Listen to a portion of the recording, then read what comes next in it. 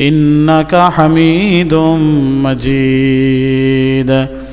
اللهم صل على سيدنا ونبينا وشفيعنا وحبيبنا ومولانا محمد صلى الله تعالى عليه وعلى آله وأصحابه وبارك وسلم.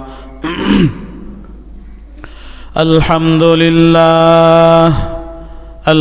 لله نحمده ونستعينه ونستغفره ونؤمن به ونتوكل عليه ونعوذ بالله من شرور أنفسنا ومن سيئات أعمالنا. من يهد الله فلا مضل له ومن يضلله فلا هادي له. ونشهد أن لا إله إلا الله وحده لا شريك له لا ضد له ولا ند له ولا مثل له. ونشهد أن سيدنا وسندنا وحبيب ربنا وطبيبنا وطبيب أرواحنا وأولانا ومولانا محمدا عبده ورسوله الذي أرسله بالحق بشيرا ونذيرا وداعيا إلى الله بإذنه وسراجا منيرا. أما بعد فقد قال الله تعالى في كلامه المجيد وفي فرقانه الحميد. أعوذ بالله من الشيطان الرجيم. بسم الله الرحمن الرحيم. وقضى ربك ألا تعبدوا إلا إياه وبالوالدين إحسانا. وقال رسول الله صلى الله عليه وسلم رضا الرب رضا الوالد سخط الرب سخط الوالد أو كما قال النبي عليه الصلاة والسلام.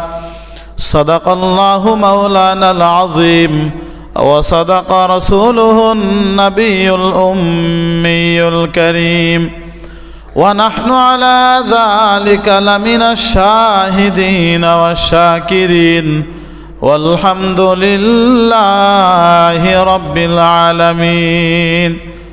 وقال رسول الله صلى الله عليه وسلم جددوا إيمانكم.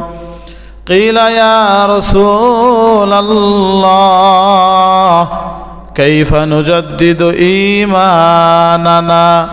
قال أكثروا من قول لا إله إلا الله لا إله إلا الله لا إله إلا الله سبحان الله والحمد لله لا إله إلا الله سبحان الله والحمد لله لا إله إلا الله لا إله إلا الله لا إله إلا الله لا إله إلا الله لا إله إلا الله لا إله إلا الله لا إله إلا الله محمد رسول الله صلى الله عليه وسلم सारे दुनिया तो किया मैं मिसले तू देखा नहीं तेरी मानंद खूबसूरत चाँद भी होता नहीं बलगल उला बिकमालिही कशफत दुजा बिजमालिही हसनत जमीअ खिसालिही सल्लु अलैहि व आलिहि रहे मेरे मस्कन हवाली काबा बने मेरे मदफन दियारे मदीना बलगल उला बिकमालिही कशफत दुजा बिजमालिही हसनत जमीअ खिसालिही सल्लु अलैहि व आलिहि अल्हम्दुलिल्लाह महान अल्लाह जल्ला शानुहु आम्मा नवालुहुल आलिशान दरबाরে লক্ষ কোটি শুকর ও সুজুদ যে মহান রব্বুল আলামিন আমাদেরকে অত্যন্ত ভালোবেসে তার অসংখ্য অগণিত বান্দাদের মধ্য থেকে বাছাই করে সুস্থতার সাথে নিরাপদে আজকের এই পবিত্র জুমার দিন জুমার নামাজ আদায়ের উদ্দেশ্যে আল্লাহর ঘর মসজিদে আসার বসার কোরআন ও সুন্নাহর আলোকে কিছু কথা বলার এবং শোনার মতো তৌফিক দান করেছেন সে মহান রব্বুল আলামিনের দরবারে অন্তরে সবটুকুন ভালোবাসাকে উজাড় করে দিয়ে ইমানের আওয়াজকে উঁচু করে সকলেই সমস্বরে একযোগে কালেমাতুশ শুকর আদায় করি বলে আলহামদুলিল্লাহ। লক্ষ কোটি দরুদ সালাম পেশ করছি সেই মহামানব বিশ্ব মানবতার মুক্তির দূত সৈয়দুল মুরসালিন শফিউল মুযনবিন আকায়ে নামদার তাজদার মদিনা সরদার দো জাহান রাহমাতুল লিল আলামিন জনাবে মুহাম্মদুর রাসূলুল্লাহ সাল্লাল্লাহু আলাইহি ওয়াসাল্লামের উপর আমরা সকলেই প্রাণ ভরে একবার দরুদ পড়ি বলি সাল্লাল্লাহু আলাইহি ওয়াসাল্লাম। অসংখ্য অগণিত দোয়া মাগফিরাত করছি সেই সকল মহা মনীষীদের জন্য যাদের অক্লান্ত পরিশ্রম দাওয়াত ও ত্যাগের বিনিময়ে আল্লাহ তাআলার মনোনীত দ্বীন ইসলাম আমরা পেয়েছি। আল্লাহ সুবহানাহু ওয়া তাআলা যেন সেই সকল মহা মনীষীদের জান্নাতের সর্বোচ্চ মর্যাদা দান করে আমরা বলি আমিন। মুহতারাম হাজিরিন, বিগত জুমায় আমরা কিয়ামতের আলামত সমূহ নিয়ে আলোচনা করছিলাম। তিরমিজির এক বর্ণনায় রাসূলুল্লাহ সাল্লাল্লাহু আলাইহি ওয়াসাল্লাম 15টি আলামত বর্ণনা করেছেন। হযরত আবু হুরায়রা রাদিয়াল্লাহু তাআলা আনহু থেকে হাদিসটি বর্ণিত। তন্মধ্যে প্রথমে কয়েকটি নিয়ে আমরা আলোচনা করেছিলাম। এরই ধারাবাহিকতায় আজকের আমাদের আলোচনা হবে। আল্লাহ রসুল সাল্লাল্লাহু আলাইহি ওয়াসাল্লাম বলেন ইযাত্তুখিযাল ফাইউ দিওয়ালা, যখন মালে ফাই অর্থাৎ যুদ্ধলব্ধ সম্পদকে লুটের মাল হিসাবে মানুষ মনে করবে, গণনা করবে। ওয়াল আমানাতু মাগনামা, এবং আমানত রাখলে সেটাকে নিজের সম্পদ মনে করে ভোগ করবে, আমানতের খেয়ানত করবে, গনিমত মনে করবে। ওয়াজ যাকাতু মাগরামা, যাকাতকে জরিমানা মনে করবে। এই লক্ষণগুলো যখন প্রকাশ পাবে বুঝতে হবে কিয়ামত একেবারে সন্নিকটে। বলেন তো এই লক্ষণগুলো ভবিষ্যতে প্রকাশ পাবে নাকি এখনই দেখা যাচ্ছে কম বেশি? এখনই কম বেশি দেখা যাচ্ছে। এরপরে চতুর্থ নাম্বার আলামত বলেন রাসূলুল্লাহ সাল্লাল্লাহু আলাইহি ওয়াসাল্লাম বলেন অত উল্লিমা লিগাইরিদ্দিন, বদদিনী ইসলাম বহির্ভূত কার্যক্রম এবং এর চর্চা মানুষ বেশি করবে। গান বাদ্য বাজনা থেকে শুরু করে যত অশ্লীল কাজগুলো আছে, কুশিক্ষা আছে, সেগুলো আমাদের সমাজে আগামীতে হবে নাকি এখনই চলমান আছে? আওয়াজ দিয়ে বলতে হবে, আছে নাকি আগামীতে হবে? চলমান আছে, মানে কিয়ামত সন্নিকটে। বদ্দিনী মানুষ খুব আগ্রহ ভরে শিখবে, বেদিনী কার্যক্রমগুলো মানুষ খুব গুরুত্ব সহকারে শিখবে, মানুষ দিন থেকে দূরে সরে যাবে। ইসলাম মানুষের বিরক্তির কারণ হবে, এমন একটা সময় চলে আসবে মনে করবে যে এই শীতের মধ্যে ফজরের নামাজটা কেন দিল, ঠান্ডার মধ্যে ওইটা ওযু করা কত কষ্ট। হাদিসের মধ্যে এসেছে মুনাফিকের জন্য 2 ওয়াক্তের নামাজ অনেক বেশি কঠিন, কষ্ট মনে হয়। একটা হচ্ছে এশার নামাজ, আর একটা হচ্ছে ফজরের নামাজ। এটা মুনাফিকের জন্য খুব কষ্টের ব্যাপার।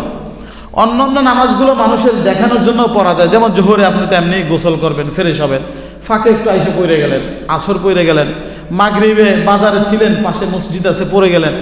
কিন্তু এই ঠান্ডার মধ্যে প্রচণ্ড শীতে আপনি যখন এশার নামাজ পড়তে যাবেন, ওযু করতে একটু কষ্ট আছে না নাই? বলে এই কষ্ট করে ইমানদার যারা তারা তৃপ্তি পায়, দিল প্রশান্ত হয়, না আলহামদুলিল্লাহ এশার নামাজটা পড়তে পারছি, এখন শুইলেই ঘুমটা খুব আরামে হবে। আর মুনাফিকদের জন্য কষ্ট, এটা তাদের জন্য খুব ভারী হয়। তো যাই হোক, বদ্দিনে কাজগুলো, অথচ এই মানুষগুলো যাদের কাছে এশার নামাজ কষ্ট মনে হয়, যাদের কাছে ফজরের নামাজ কষ্ট মনে হয়, এই মানুষগুলো রাত্রি জেগে সারা রাত যদি কোনো কনসার্টে থাকে, গান বাদ্যের অনুষ্ঠানে থাকে, তাদের কিন্তু কোনো ক্লান্তি লাগে না, ঠিক না ঠিক? কোনো ক্লান্তি আসে না, চলুক আরো মানে উৎসাহ প্রদান করে। গায়িকা নায়িকা, গায়ক নায়ক যারা আছে তাদেরকে তারা এতটা উৎসাহিত করে যে তাদের উৎসাহের কারণে তারাও সারা রাত সার্ভিস দেয়। প্রিয় ভাইরা, এগুলো হচ্ছে কিয়ামতের লক্ষণ। মানুষ বদ্দিনী খুব গুরুত্ব সহকারে শিখবে। জায়গায় জায়গায় পোস্টারও দেখা যায়, অমুক ডান্স ক্লাব, এখানে খুব যত্ন সহকারে ডান্স শেখানো হয়, গান শেখানো হয়, মিউজিক বাজানো শেখানো হয়। এগুলো সব কিয়ামতের লক্ষণ। আল্লাহ পাক এই আযাবগুলো থেকে আমাদের হেফাজত করে, আমরা বলি আমিন। 5 নাম্বার যে আলামত, সেটা নিয়ে আমরা আজকের আলোচনা করব, 5 এবং 6। আল্লাহ রসুল সাল্লাল্লাহু আলাইহি সাল্লাম বলেন, ও আতা আর রাজুলুম রাআতাহু। 5 নাম্বার কিয়ামতের আলামত হচ্ছে পুরুষ মানুষগুলো সবাই বউর আনুগত্য করবে, বউ অনুগামী হবে। স্ত্রী যেভাবে বলবে স্বামী তার জীবনকে সেভাবে সাজাবে। এটা হচ্ছে 5 নাম্বার আলামত। কিয়ামতের 6 নাম্বার আলামত, আল্লাহর নবী বলেন, ওয়া আক্কা উম্মাহু। প্রত্যেকটা মানুষ তার মায়ের নাফরমানি করবে। 2টা জিনিস পাশাপাশি বলেছেন। 1 নম্বর, আতা আর রাজুলুম রাআতাহু। পুরুষগুলো তার নারীর অধীনে চলে যাবে, স্ত্রীর অধীনস্থ হবে। স্ত্রী যেভাবে বলবে ঠিক সেভাবেই স্বামী চলার চেষ্টা করবে। স্ত্রী বলে যৌথ ফ্যামিলিতে থাকবো না, স্বামী আলাদা হওয়ার জন্য বাধ্য। স্ত্রী বলে বাবা মা তোমার আমার সাথে রাখা যাবে না, তাও রাজি। স্ত্রী বলে দাড়ি রাখা যাবে না, তাও রাজি। স্ত্রী বলে ইহুদিদের স্টাইলে চলতে হবে, বলে তাও রাজি। স্ত্রী বলে উপরই কামাই করতে হবে, মাঝে মাঝে কিছু সুদ ঘুষও কামাই করতে হবে, বলে তাও রাজি। মানে বউ যেমনে বলে ঠিক তেমনেই চলে, যেমনে নাচে অমনে নাচে। পুতুলের কি দোষ? ছোট সময় একটা গান শুনতাম, যে কি বলে, যেভাবে নাচায় ওভাবে যদি পুতুল নাচে তাহলে পুতুলের কি দোষ? তো কিছু পুরুষ পুতুলের মতো হয়ে যাবে, এটা কিয়ামতের আলামত। বলেন তো, বউ পাগল এমন কিছু পুরুষ আমাদের সমাজে 2-4 জন আছে না নাই? নাকি ভবিষ্যতে হওয়ার সম্ভাবনা আছে, চলমান আছে? ওয়া আক্কা উম্মাহু, বলে যে স্ত্রীর আনুগত্য করে ক্ষান্ত হবে না, মায়ের নাফরমানি করবে। মা কথা বললে ঝাড়ি দিয়ে মাকে বন্ধ করে দিবে। স্ত্রী 1000 বার বকাঝকা করার পরে বোবা এবং বধির সে যে চুপচাপ বসে বসে শুনে, স্ত্রীর উপরে কথা বলে না। এই সময়গুলো কি আসবে নাকি চলতেছে? চলতেছে, চলমান। হাজারো ফ্যামিলি আছে মাকে ভাত দেয় না। আল্লাহু আকবার। মা এবং বাবার মর্যাদা, গুরুত্ব, দাম এত কেন বেশি? কোরআন এবং সুন্নাহর আলোকে অনেক পড়েছি, অনেক ওয়াজ করেছি। যতক্ষণ পর্যন্ত পিতৃত্বের স্বাদ না নিতে পেরেছি, বাবা না হতে পেরেছি, ততক্ষণ পর্যন্ত এটা প্র্যাকটিক্যালি বুঝতে পারি না। আল্লাহর কসম করে বলতেছি, সন্তান হওয়ার আগ পর্যন্ত বাবা মার ওয়াজগুলো শুনছি, পড়ছি, হাদিসে দেখছি, কিন্তু বাবা মার মর্যাদা, গুরুত্ব এত বেশি কেন? হাদিসের মধ্যে আল্লাহ রাসূল বলেন, রিজাল রব্বি রিজাল ওয়ালিদি। তোমার রবের সন্তুষ্ট নির্ভর করে, তোমার রবের সন্তুষ্টি তোমার উপরে নির্ভর করে তোমার বাবা মায়ের সন্তুষ্টির উপরে। আল্লাহু আকবার। চিন্তা করতে পারেন, সাখতুর রব্বি সাখতুল ওয়ালিদ। তোমার বাবা মার অসন্তুষ্টির উপরে তোমার রবের অসন্তুষ্টি নির্ভর করে। আল্লাহু আকবার। এতটা গুরুত্ব কেন? এতটা গুরুত্ব, বাবা মা খুশি থাকলে আল্লাহ বান্দার উপরে খুশি হবে, বাবা মা অসন্তুষ্ট থাকলে আল্লাহ বান্দার উপরে নারাজ হবে, অসন্তুষ্ট হবে। চিন্তা করতে পারেন, এতটা পরিমাণ গুরুত্ব সহকারে বলা হয়েছে। কারণ কি, যতদিন বাবা হইনি, বললাম যেটা, যে পিতৃত্বের স্বাদ যতদিন পর্যন্ত নিতে পারিনি, বাবা ডাক যতদিন শুনিনি, ততদিন পর্যন্ত এর মর্মবাণী দিল থেকে এটাকে উপলব্ধি করতে পারেনি। যখনই সন্তান সম্ভাবনা হয়েছে, আমার স্ত্রী, আমাদের প্রত্যেকের স্ত্রী যখন সন্তান সম্ভাবনা হয়, বলেন তো তখন থেকে এই সন্তান নিয়ে প্ল্যান আমাদের শুরু হয় কি হয় না? কথা বলেন। ছেলে হলে এটা করব, মেয়ে হলে এটা করব, ছেলে হলে এই নাম রাখবো, মেয়ে হলে ওই নাম রাখবো। কত স্বপ্ন লালন করে জন্মের শুরু থেকেই। শুধু এতটুকু জেনেছে বাবা কিংবা মা, এরা টেস্টের মাধ্যমে এতটুকু জানতে পেরেছে যে আমার স্ত্রী সন্তান সম্ভব, এতটুকু জেনেছে, বাস প্ল্যান শুরু হয়ে গেছে, আনন্দের বন্যা বয়ে যাচ্ছে বাবা মার অন্তরে। বলে যে এখান থেকে শুরু প্ল্যান। বাচ্চা ভূমিষ্ঠ হওয়ার পরে কত স্বপ্ন যে লালন করে, শুধু স্বপ্ন দিয়েই ক্ষান্ত নয়, বরঞ্চ একটা সন্তান লালন করতে গিয়ে, আমার বাচ্চার বয়স বর্তমানে 14 মাস চলমান, নভেম্বরের 12 তারিখ 1 বছর পূর্ণ হয়েছে। এটাই হচ্ছে একমাত্র সন্তান। প্রথম মে 2020 সালের 3রা জানুয়ারি জুমার দিন, জুমার আজান হচ্ছিল, ওই সময় বাচ্চা ভূমিষ্ঠ হয়। কিছুক্ষণ পরে বাচ্চাটা মারা যায়, তার হায়াত শেষ হয়ে যায়। এরপরে দীর্ঘ 5 বছর পরে এই সন্তান আল্লাহ দিয়েছে।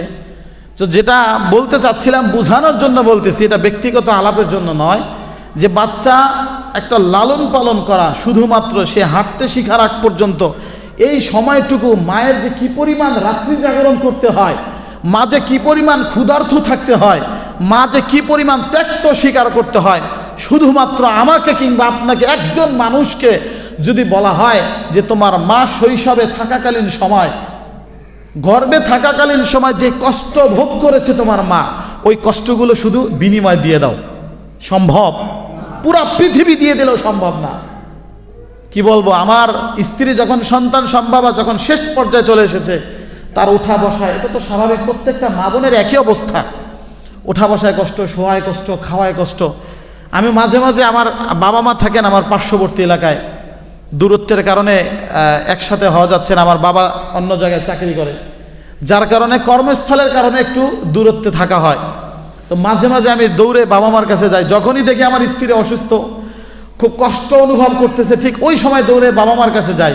দুইজনকে একসাথে বসাই, ওনাদের পা জড়াই ধরি, চোখ থেকে অজর ধারায় অশ্রু ঝরতে থাকে, আর আমার সেই অতীতের কথা মনে পড়তে দেয়। আহারে, আমার ওয়াইফ, আমার স্ত্রী যেভাবে কষ্ট করতেছে, আমার মাও তো সেম কষ্টটা করেছে, ঠিক না ঠিক? আমার স্ত্রী সন্তান সম্ভবা, এটা জেনে আমার মনে যেমন আনন্দের জোয়ার বইছে, আমার ভিতরে কল্পনা জল্পনা স্বপ্নের জাল বুনে যাচ্ছে, আমার বাবাও তো সেম স্বপ্নগুলো বুনেছে, ঠিক না ঠিক? বলে এমন মাঝে মাঝে গিয়ে তাদের কাছে বসতাম, মাঝে মাঝে আমার বাবাকে নিয়ে ঘুরে রেস্টুরেন্টে গিয়ে একসাথে বসে, মানে এটা ঘরে করলে করা যায়, কিন্তু দিল মাঝে মাঝে মনে চায় আমার সন্তানকে নিয়ে যেভাবে ঘুরতে যাব, আমার বাবাও তো সেম একই কল্পনা করেছে। জুমার দিন আসলে মসজিদে যাওয়ার জন্য কান্নাকাটি করতাম।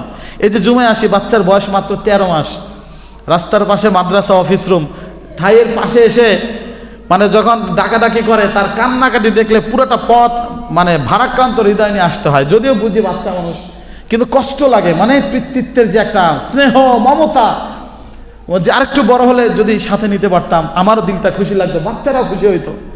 প্রিয় ভাইয়েরা, এই জন্যই বাবা মার গুরুত্ব আল্লাহর কাছে এত বেশি, যে আল্লাহর পরে, নবীর পরে সবচেয়ে মর্যাদাশীল স্থান হচ্ছে পিতা মাতার স্থান, ঠিক না বেটি? পিতা মাতাকে অসন্তুষ্ট করে পৃথিবীর এমন কোনো ওলি, এমন কোনো বুজুর্গ নেই যে আল্লাহকে সন্তুষ্ট করতে পারবে। সে যদি মক্কার 5 ওয়াক্ত নামাজের ইমামতিও করে, মদিনায় মুনওয়ারায় রসুলের রওজার জিম্মাদারিতেও থাকে, কিন্তু তার বাবা মা যদি তার উপর সন্তুষ্ট না হয়, কশিন কালেও সে আমার রবকে রাজি খুশি করে জান্নাতে যাওয়ার চান্স নাই। কথা বলেন, ঠিক না বেটি? এই জন্য আল্লাহ রসুল বলেন, আতা আর রাজুল ইমরাতাহু, প্রত্যেকটা পুরুষ যখন তার স্ত্রীর আনুগত্য শুরু করবে, ও আকা উম্মাহু, মায়ের সাথে নাফরমানি শুরু করবে, বলে কিয়ামত তখন সন্নিকটে চলে আসবে।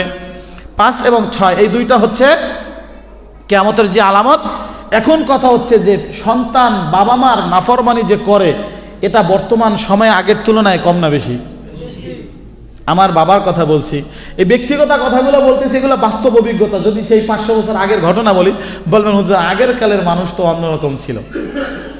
তা আমার আব্বা তো আর ব্রিটিশ আমলের না, আমার আব্বা তো ব্রিটিশ আমলের না। বলতেছে আমার আব্বা বলছে যে মানে তোমার আম্মাকে যখন বিয়ে করি আমি, তখন আমি তোমার আম্মাকে বিয়ের আগেও দেখি নাই। দেখবো এই কথাটা তোমার দাদার কাছে বলতে আমি সাহস পাই নাই।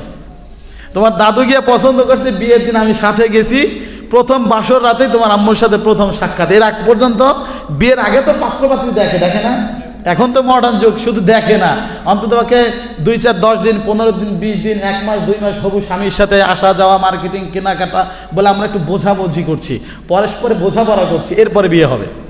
আর আরও মডার্ন আধুনিক বাহিরের রাষ্ট্রগুলোতে তো এমন হয়, আগে 2-4টা বাচ্চা নেয়, চলতে চলতে 2-4টা বাচ্চা নিয়ে দেখে যে আসলে বাচ্চার বাবা কতটুকু দায়িত্বশীল, এরপরে বিয়ে করে। তো যেটা বলতেছিলাম, আজ থেকে মনে করেন 30 বছর আগে, 40 বছর আগে যে ঘটনাগুলো, আমার বাবার মুখের কথা যে আমি কখনো বিয়ের আগে তোমার আম্মুকে দেখিনি আমি, মানে আমার দাদা চয়েস করেছে বাস, এর উপরে সন্তুষ্ট। তার মানে বর্তমান সময় থেকে 1 যুগ 2 যুগ পেছনে যান, সন্তান বাবা মায়ের চোখের দিকে তাকিয়ে কথা বলতো না। ঠিক বললাম না ভুল বললাম? এখন একটা কথা শুনতে চায় না। কি আলেমের সন্তান, সাধারণ জনতার সন্তান, সবার ভিতরে এমন একটা অবাধ্যতার একটা সয়লাব, একটা ব্যাধিতে আক্রান্ত করেছে। প্রিয় ভাইরা, এই ব্যাধি থেকে বাঁচার দরকার আছে না নাই? 2-4 জনা নাকি সবার? পুরা সমাজটা ধ্বংসের দিকে চলে যাচ্ছে, সন্তানগুলোকে আর কন্ট্রোলে রাখা যাচ্ছে না। প্রতিনিয়ত আমাদের কাছে মানুষ আসে, পরামর্শের জন্য আসে। আচ্ছা, আল রিহাব সেন্টারগুলো কিসের জন্য? এই অবাধ্য সন্তানগুলোকে তো মাদকাসক্তি থেকে বাঁচানোর জন্য, ঠিক না বে ঠিক? আরও যত যে নিরাময় কেন্দ্রগুলো আছে, আপনার কি মনে হয় একটা সন্তান সে একদম মাদকাসক্তি এত পরিমাণ হয় যে তাকে নিরাময় সেন্টারে নিয়ে নির্যাতন, টর্চারের মাধ্যমে, ইনজেকশনের মাধ্যমে, চিকিৎসার মাধ্যমে সুস্থ করতে হয়? তার মানে তার ভিতরে এই নেশার প্রভাবটা কম না বেশি? অনেক বেশি, যেটা বাবা মা আর কন্ট্রোল করতে পারছে না। আমাদের কাছে প্রতিনিয়ত আসে, হুজুর ছেলেটা কথা শুনে না, দুনিয়াটা অশান্তির মধ্যে আছি, বড় একটা কথা শুনে না, একটা বললে 10টা শুনিয়ে দেয়। এমন আমাদের প্রত্যেকটা ঘরে ঘরেই কম বেশি আছে না নাই? প্রিয় ভাইরা, এই জন্য আসুন সংক্ষিপ্ত সময় আমরা জেনে নেই যে কি কি ভুলের কারণে আমাদের সন্তানগুলো আমাদের অবাধ্য হচ্ছে। কোরআন সুন্নাহ থেকে দূরে যাবেন তো শান্তি আপনার থেকে ভাগবে, কোনো চান্স নাই। কোরআন সুন্নাহ দিন থেকে দূরে সরে সুখ শান্তি পাওয়ার কোনো সুযোগ আছে? বলে এহকালীন পরকালীন যত সুখ শান্তি সফলতা কামিয়াবি যা কিছু সব রাখছে আল্লাহ দিনের মধ্যে। দিন হচ্ছে আল্লাহর হুকুম, নবীর তরিকা। কথাগুলো মুখস্থ কথা, এটা তাবলিগের সাথী ভাইরা এভাবে বলে থাকেন মুখস্থ, কিন্তু এই কথাগুলোর অনেক ওয়েট আছে। এবং বাস্তবতা হচ্ছে এটাই যে দিনের বাহিরে গিয়ে আপনার জীবনে শান্তি সফলতা আনার কোনো সুযোগ বাহ্যিক দৃষ্টিতে মনে হলেও যে অমুকে তো শান্তিতে আছে, 1 ওয়াক্ত নামাজ তো পড়ে না, কই ওনার তো র্যাঙ্ক বাড়তেছে, ওনার তো পোস্টিং হচ্ছে, উনি তো দিন দিন শুধু উপরের দিকে যাচ্ছে, কই আমি তো 5 ওয়াক্ত নামাজও পড়তেছি, আমি তো যুবক বয়সে দাড়িও রেখেছি, আমি তো 1000 চেষ্টা করার পরেও ঝামেলা থাকার পরে 1 ওয়াক্ত নামাজ ছাড়ছি না, কই আমার উন্নতি কোথায়? মুমিনের আসল উন্নতি কোথায় বলেন তো? দুনিয়ায় না আখেরাতে? আখেরাতেরটাই তো স্থায়ী। দুনিয়ায় পাইলেও আলহামদুলিল্লাহ, দুনিয়া আল্লাহ কাউকে দিয়ে পরীক্ষা করবেন, কাউকে না দিয়ে পরীক্ষা করবেন, যেহেতু এটা পরীক্ষার জায়গা। আর আখেরাতে শুধু প্রাপ্তির স্থান, ফলাফল প্রকাশের স্থান, প্রাপ্তির স্থান, ঠিক না ঠিক? প্রিয় ভাইরা, এই জন্য আমাদের কিছু ত্রুটির কারণে আমাদের সমাজ ব্যবস্থা দিন দিন ধ্বংসের দিকে যাচ্ছে। আমরা শুধু ওয়াজ শুনতে চাই, বাবা মা রিকোয়েস্ট করে যে হুজুর একটু বাবা মার কথা না শুনলে কি হয়, এভাবে তার নিজস্ব ভাষায় বলে, বাবা মার কথা না শুনলে কি হয়, বাবা মার অবাধ্য হলে কি হয়, এদিকে একটু জুমার দিন ওয়াজ করেন। পোলাপানগুলো কথা শুনতে চায় না হুজুর, মাঝে মাঝে গায়ে হাত তুলতে চায়। সন্তান কর্তৃক পিতা মাতা হত্যার ঘটনা 2-4টা আমাদের বাংলাদেশে ঘটে না? আছে না নাই? অহরহ হচ্ছে। সন্তানকে বাবা হত্যা করছে, অত্যাচারে অতিষ্ঠ হয়ে টিকতে না পেরে সন্তানকে নিজ হাতে এক বৃদ্ধ, এই যে গত কয়েক মাস আগে আপনারা দেখেছেন সোশ্যাল মিডিয়ার কল্যাণে, যে দেখা যায় নিজ হাতে নিজের সন্তানকে সে কুড়াল দিয়ে কুপাই মারছে। নিজে পরে আবার থানায় গিয়ে আত্মসমর্পণ করেছে। বলছে যে মাদকাসক্তি এত পরিমাণ হয়েছে, সন্তান এতটা অবাধ্য হয়েছে, সে তার বাবার গায়ে হাত তুলে মায়ের গায়ে টর্চার করে, টিকতে না পারে। বলে যে যখন দিন থেকে ইসলাম থেকে দূরে থাকবো, শান্তি ঠিক ততটাই দূরে থাকবে, এ ব্যাপারে কোনো সন্দেহ নেই। এই জন্য আসুন আমরা প্রতিটা মানুষ চাই যেন বাবা মার হক সন্তান আদায় করে, কিন্তু সন্তানেরও বাবা মার কাছে পাওনা আছে না নাই? কথা বলেন, আছে না নাই? আপনি দিবেন তো আপনি পাবেন। जैसा करना वैसा बरना, ना मानो तो करके देख, जन्नत भी है जहन्नम भी है, ना मानो तो मर के देख। বলে যেমন কর্ম তেমন ফল, না মানলে করে দেখো, জান্নাতও আছে জাহান্নামও আছে, না মানলে মরে দেখো। ঠিক না বেঠিক? যদি বিশ্বাস না তো মরে দেখো জান্নাত জাহান্নাম আছে না নাই। প্রিয় ভাইরা, এই জন্য আপনি যখন সন্তানের হক শতভাগ আদায় করবেন, এই সন্তান আপনার হক আদায় করতে বাধ্য, আপনার অনুগত হবেই হবে ইনশাআল্লাহ, কোনো সন্দেহ নাই। অবাধ্য কোনোদিন হবে না যদি সন্তানের হকগুলো আদায় করে। এই হক কিভাবে আদায় করব এটা বোঝার সুবিধার্থে ছোট্ট একটা গল্প বলি। এক ভদ্রলোক প্রতিদিন 6 পিস রুটি কিনে। কয় পিস? বোঝার জন্য, এটা নিছক গল্প নয়, বোঝার সুবিধার্থে বলছি। প্রতিদিন 6 পিস রুটি কিনে। বলেন কয় পিস? 5 পিসও না, 4 পিসও না, প্রতিদিন 6 পিস কন্টিনিউ। কয় পিস?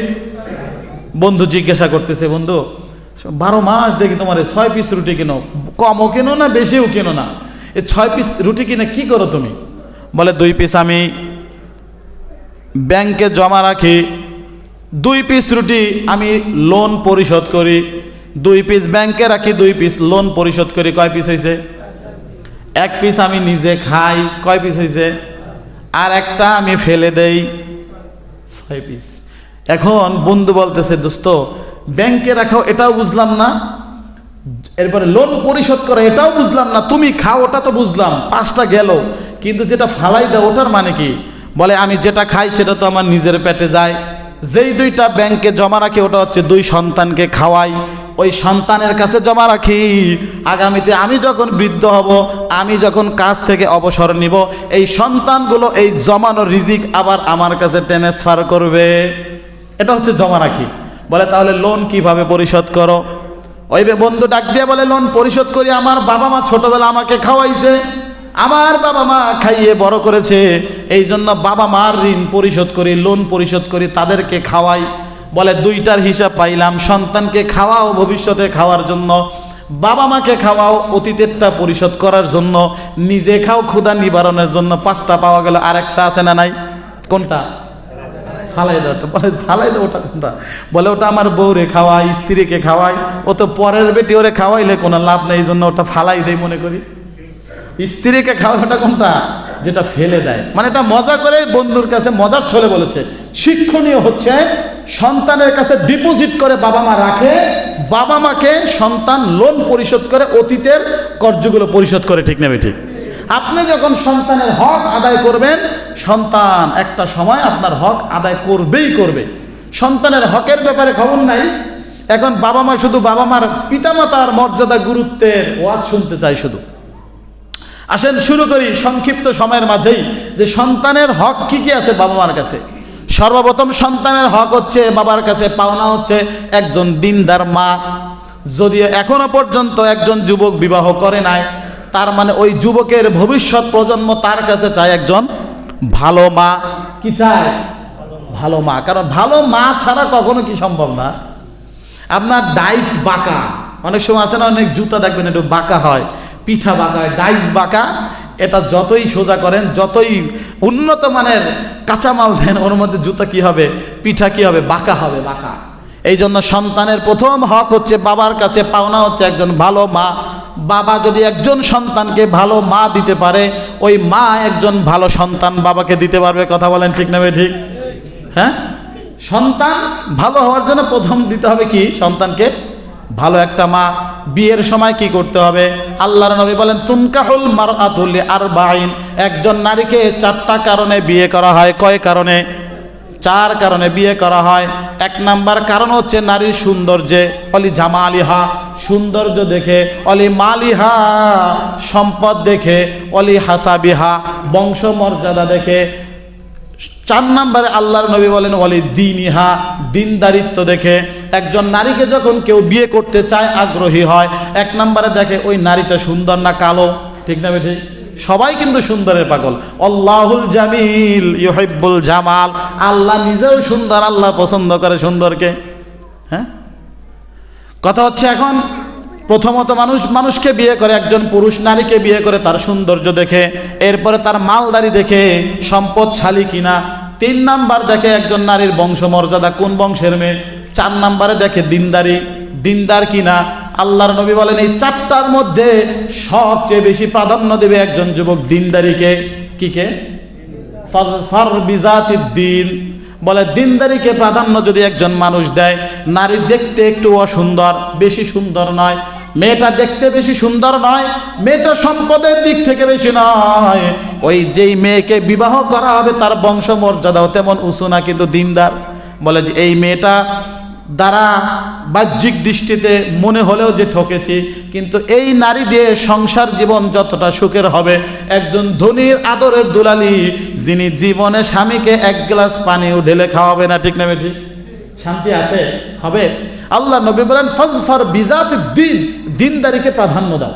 তার মানে একজন যুবক প্রথম সিলেক্ট করতে হবে জীবন সঙ্গিনী হিসেবে দিনদারকে। এখন যুবকদের পছন্দ হচ্ছে মডার্ন, সাথে আরেকটু বার আলটা মডার্ন, চুলের বব কাটিং আছে কিনা, চুলের কালারিং আছে কিনা, জামা বেশি লম্বা পরে কিনা। বেশি লম্বা জামা পরলে বলে নন কালচার, এটা যায় না সমাজের সাথে, এত লম্বা লম্বা পোশাক পরতে হয়। এখনো কি সেই যুগ আছে? আহাম্মক এখনো সেই যুগ নাই, ঠিক আছে, কিন্তু তুমি যেই যুগ তৈরি করতে চাচ্ছ স্ত্রীকে বোনকে অর্ধলঙ্গ করে, ওই যুগ যখন তোমার শেষ হয়ে যাবে, বৃদ্ধাশ্রম ছাড়া তোমার আর কোনো জায়গা হবে না, ঠিক না ঠিক? বৃদ্ধাশ্রম ছাড়া যাওয়ার জায়গা থাকবে না। যাই হোক, এখানে আমরা যারা মুরব্বী আছি, বিয়ে যারা করে ফেলছি, কাম তো সাইরে ফেলছি, আর এখান থেকে বের হওয়ার কোনো সুযোগ নাই। আছে সুযোগ? এই গেরা কলে যারা ফাইসে গেছেন, মানে বিয়ে যারা করছেন, শিকল যারা কাঁধে বাইতে ফেলছেন, মরার আগ পর্যন্ত এটা টানতেই হবে, আর চান্স নাই ফেরত আসার। আছে? যারা বিয়ে করেন নাই এরকম কারা কারা আছেন, একটু সাহস করে হাত জাগান তো দেখি। এই 2 জনে বিয়ে করে না, বাকি সব বিবাহিত। এটা আমাদের মুয়াজ্জিন সাহেব বিয়ে করে না। দোয়া করি আল্লাহ যেন অতি দ্রুত তার বিবাহের ব্যবস্থা করে দেয়, আমরা বলি আমিন। আচ্ছা, এই 3 জনে মাত্র বিয়ে করেন, আর বাকিরা সবাই বিয়ে করছেন। আর আছেন শরম পাইতেছেন, দোয়া করবো তো, হাত না উঠাইলে লস। কারা কারা বিয়ে করেন একটু সাহস করে হাত জাগান, ইনশাআল্লাহ। আমি করছি, আবার যদি তৌফিক দেয় আল্লাহ করবো ইনশাআল্লাহ। বাকি যারা করেন নাই একবারও, এর একটু হাত উঠান। মাশাআল্লাহ, বিবাহিতর সংখ্যা বেশি, নামাই ইনশাআল্লাহ। হ্যাঁ, তো যাই হোক, যেটা বলতে চাচ্ছিলাম, এই হাত উঠানোর মাধ্যমে যারা বিয়ে করে ফেলছি তারা তো সিগনেচার দিয়ে মনে করেন যে আটকে গেছি, টিপসইও দিছি না, কাবিনে টিপসইও দিছি, সিগনেচারও দিছি, মোটামুটি একটা ফাইসে গেছি।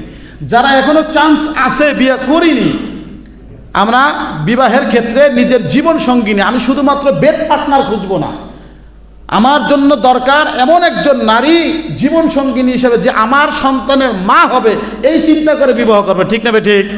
এই যুবকদের এই চিন্তা মাথায় রাখতে হবে। যত আলটা মডার্ন আছে, এরা বাচ্চাকে কেয়ার করবে না, এরা স্বামীকে কেয়ার করবে না, এরা সংসার জীবনে স্বামীকে কখনো শান্তিতে থাকতে দেবে না, শুধু সাজগোজ নিয়ে ব্যস্ত থাকবে, শুধু টিকটক আর শুধুমাত্র ফেসবুক নিয়ে ব্যস্ত থাকবে, ঠিক না ঠিক?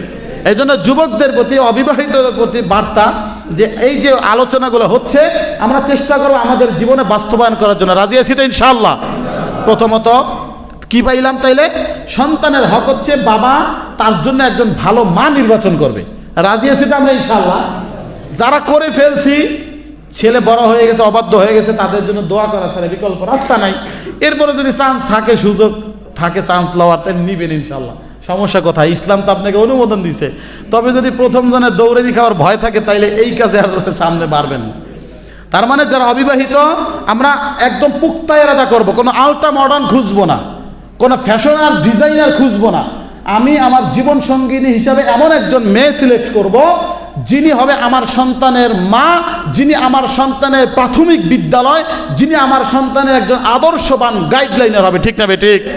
এটা হচ্ছে প্রথম কাজ। 2 নাম্বার দায়িত্ব হচ্ছে, যখন সন্তান জন্ম দেওয়ার জন্য বাবা একজন মা নির্বাচন করবে দিনদার মাকে ঘরে আনার পরে প্রথম হক হচ্ছে এই দিনদার মায়ের গর্ভ থেকে যেই সন্তানটা আসবে ওই সন্তান জন্ম দেওয়ার সময় সুন্নাত তরিকা পালন করা। পাইছে আর শুরু করে আল্লাহুম্মা লাক যাক শুরু করে দেয় না। স্ত্রী আপনার হালাল স্ত্রী 12 মাস এটা আপনারই থাকবে, আজীবন আপনার থাকবে। এই ক্যাসেট জীবনে আর বন্ধ হবে না ইনশাআল্লাহ, একবার যারা চালু করে ফেলছেন। এখন কাজ কি, শুরু থেকেই সন্তান জন্ম দেওয়ার সময় স্বামী স্ত্রীর মিলনের মাধ্যমে যে সন্তান হবে ওই মিলনের সময় আল্লাহর নবী শিক্ষা দিয়েছেন দোয়া পড়ো, তো এই সন্তানকে দিনদার বানানো তোমার জন্য সহজ হয়ে যাবে। বলি সুবহানাল্লাহ। সন্তানকে শয়তান থেকে বাঁচানো সহজ হয়ে যাবে। বিসমিল্লাহি আল্লাহুম্মা জান্নিবনাশ শাইতানা ওয়া জান্নিবিশ শাইতানা মা রাযাকতানা। অনেকে কয় হুজুর দোয়াও পড়ন লাগে, আবার এই কামে বুঝি দোয়া লাগে। আপনি চিন্তা করতে, আপনার ভবিষ্যৎ প্রজন্ম আপনি শুরু করতেছেন, ভবিষ্যৎ প্রজন্ম জন্ম দিবেন আপনি। যদি এটা দোয়া ছাড়া হয়, বেকায়দায় হয়ে যায়, অসময় হয়ে যায়, তাহলে আপনার জীবন তেজপাতা হইতে কি কিছু বাকি থাকবে? একটা কুলাঙ্গার সন্তান বাবা মার পুরো জীবনের সব স্বাদ আহ্লাদ সুখ ধ্বংস করার জন্য যথেষ্ট। ঠিক বললাম না ভুল বললাম? প্রথম একজন দিনদার মা, ভালো মা নির্বাচন করা। দ্বিতীয় নাম্বার, সন্তান জন্ম দেওয়ার সময় দোয়া পড়ে স্বামী স্ত্রীর মিলন করা। বিসমিল্লাহি আল্লাহর নামে শুরু করলাম, আল্লাহুম্মা হে আল্লাহ জান্নিবিনাশ শাইতান, আমাদেরকে কি করেন আপনি শয়তান থেকে রক্ষা করেন। ও জান্নিবিশ শাইতানা মা রাযাকতানা, আমাদের স্বামী স্ত্রী মিলনের মাধ্যমে যেই ভবিষ্যৎ প্রজন্ম আমাদেরকে দান করবেন, যে সন্তান আমাদেরকে দিবেন, এই সন্তানকেও শয়তানের ওয়াসওয়াসা থেকে হেফাজত করেন। কিতাবের মধ্যে এসেছে কোনো ব্যক্তি যদি স্বামী স্ত্রী মিলনের সময় এই দোয়া পড়ে এবং ওই মিলনে যদি তার সন্তান জন্ম নেয়, কিয়ামত পর্যন্ত সুযোগ দিলেও শয়তান ওই সন্তানের ক্ষতি করতে পারবে না। বলেন সুবহানাল্লাহ। তার মানে যারা বিবাহ করিনি, হ্যাঁ, আমরা শুরু থেকেই এই বিষয়গুলো, 1 নাম্বার বাচ্চার জন্য একটা কি করব, কি নির্বাচন করব, কথা বলেন, একজন ভালো মা নির্বাচন করব। কি করব বলেন? ভালো একজন মা নির্বাচন করব। 2 নাম্বার, সন্তান জন্ম দেওয়ার আগেই আমি আল্লাহর নামে সন্তান জন্ম দিব, তো এই সন্তান আল্লাহর কথা শুনবে। 3 নাম্বার হচ্ছে একটা সন্তান যখন ভূমিষ্ঠ হয় সন্তানকে কোলে নিয়ে ডান কানে আজান, বাম কানে একামত দিতে হবে। এটা হচ্ছে বাচ্চার একটা হক। ডান কানে আজান, বাম কানে একামত। এটা অনেক এলাকায় আছে, ছেলে হইলে আজান দেয়, মেয়ে হইলে দেয় না। অনেক বেকুব আছে, ছেলে হইলে সারা দেশের মানুষ মিষ্টি খাওয়ায়, মেয়ে হইলে জানায় না। কিরে ভাই, শুনলাম ভাবি নাকি প্রেগনেন্ট ছিল, বাচ্চা টাচ্চা হয় না এখনো, নাকি এখনো সময় বাকি আছে? কার ভাই বললো না, কপালে ঠাডা পড়ছে, একটা মেয়ে হইছে। কি বলবো, এটা বলার কিছু আছে? এভাবে বলে যে আল্লাহর নবী বলেন সর্বপ্রথম যেই ঘরে কন্যা সন্তান হবে, আল্লাহ পাক ওই কন্যা সন্তানের বরকতে ওই ঘরের মধ্যে বরকতের দরজা খুলে দেবে। বলেন সুবহানাল্লাহ। আল্লাহর নবী বলেন যার একটা কন্যা সন্তান তার একটা জান্নাত। সাহাবী প্রশ্ন করে যার 2টা সন্তান তার কি? নবীজি বলেন তার 2টা জান্নাত। সাহাবী প্রশ্ন করে ইয়া রাসূলুল্লাহ, ইয়া হাবিবাল্লাহ, যার 3টা সন্তান তার জন্য কি? বলে তার জন্য 3টা জান্নাত। আর এক সাহাবী উঠে বলে ইয়া রাসূলুল্লাহ, যার 10টা কন্যা সন্তান হবে তার জন্য ফজিলত কি? আল্লাহর নবী বলেন ওই ব্যক্তিকে 10টা জান্নাত দেওয়া হবে। বলেন সুবহানাল্লাহ। নবীজি বলেন কন্যা সন্তানের বাবা আর আমি মুহাম্মদ সাল্লাল্লাহু আলাইহি ওয়াসাল্লাম জান্নাতে এভাবে থাকবো পাশাপাশি। 2 আঙ্গুল দেখিয়ে বলেছেন, এভাবে যেমন একটা আঙ্গুল আর একটা আঙ্গুলের মধ্যে কি কয়েক কিলোমিটার দূরত্ব, বলে এই একটা আঙ্গুল আর একটা আঙ্গুলের সাথে যেভাবে পাশাপাশি থাকে, আমি মুহাম্মদ সাল্লাল্লাহু আলাইহি ওয়াসাল্লাম মেয়ের বাবাদের সাথে পাশাপাশি জান্নাতে থাকবো। বলেন সুবহানাল্লাহ। বলেন তো এবার মেয়ে হইলে লাভ না ছেলে হইলে লাভ? হ্যাঁ, যারা বুঝে না তারা রাগ করে। ইয়াখলুকু মা ইয়াশা, আল্লাহ তো সব কিছু সৃষ্টি করেন। ইয়াহাবু লিমান ইয়াশা ইনাসা ওয়া ইয়াহাবু লিমান ইয়াশা যুকুর, আল্লাহ যারে চায় কন্যা সন্তান দেয়, যাকে চায় তাকে পুত্র সন্তান দেয়। ঠিক না ঠিক?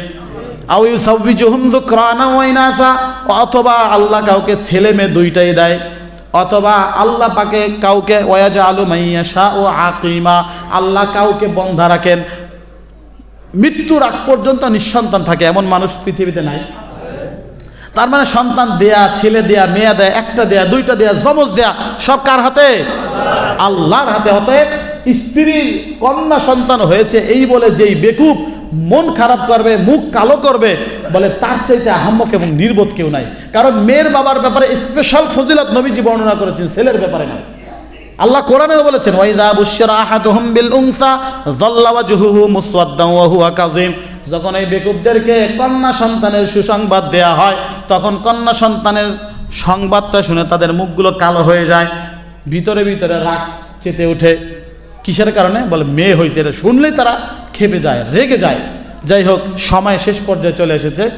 আমরা ধারাবাহিকভাবে এই আলোচনাগুলো শুনবো ইনশাআল্লাহ এবং নিজের জীবনে ফিট করবো। রাজি আছি তো ইনশাআল্লাহ? যুবক ভাই যারা আছি, আমরা কোনো মডার্ন, আল্ট্রা মডার্ন ফ্যাশন আর ডিজাইনার, কোনো প্রকার ফেসবুক আর ইউটিউব আর টিকটকার, এগুলোকে একদম বয়কট ঘোষণা আজকে থেকে। রাজি আছি ইনশাআল্লাহ? সব টিকটকার মেয়েগুলো বয়কট করলাম, সব ফেসবুক চালানো মেয়েগুলো, মেসেঞ্জার চালানো মেয়েগুলো বয়কট।